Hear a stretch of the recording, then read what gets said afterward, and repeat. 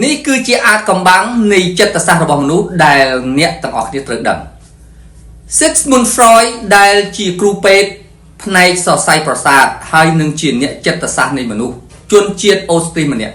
គាត់បានពោលថាប្រសិនបើយើងជួបអ្នកណាម្នាក់ដែលមានរូបសម្បត្តិខាងក្រៅល្អឥតខ្ចោះមានន័យថារូបភាពឬការសម្ដែងរបស់គាត់នេះគឺល្អឥតខ្ចោះ Sigmund Freud គាត់ប្រាប់ថាចូលប្រុងប្រយ័ត្នមនុស្សម្នាក់នឹងត្រូវគិតឲ្យប្រុងប្រយ័ត្នពីព្រោះមនុស្សបែបហ្នឹងគាត់មានអាចកំបាំងដែលលាក់ទុក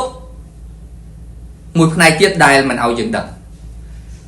បាទអញ្ចឹងបើសិនជាយើងជួបមនុស្សណាក៏ដោយដែលមានរូបសម្បត្តិឬការសម្ដែងឬការបង្ហាញចេញមកជាលក្ខណៈបែបល្អ perfect ហួសហេតុបាទហួសហេតុអញ្ចឹង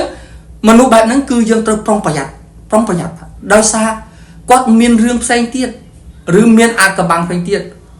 ឬមានអវ័យផ្សេងទៀតដែលគាត់លាក់មិនឲ្យយើងដឹងអញ្ចឹងយើងត្រូវប្រុងប្រយ័ត្នមនុស្សបែបហ្នឹងបាទ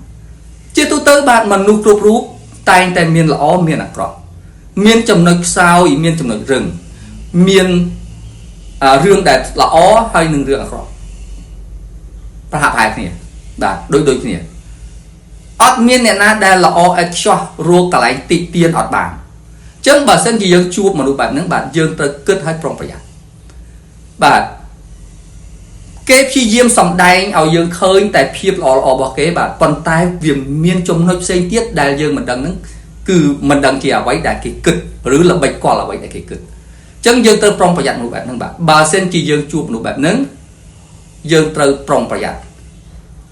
បាទកុំជឿកុំទុកចិត្តមនុស្សបែបហ្នឹងបាទពីព្រោះគេមានអាចកំបាំងអ្វីមួយលាក់ទុកដែលមិនឲ្យយើងដឹងអញ្ចឹងយើងត្រូវប្រុងប្រយ័ត្នមនុស្សបែបនេះបាទ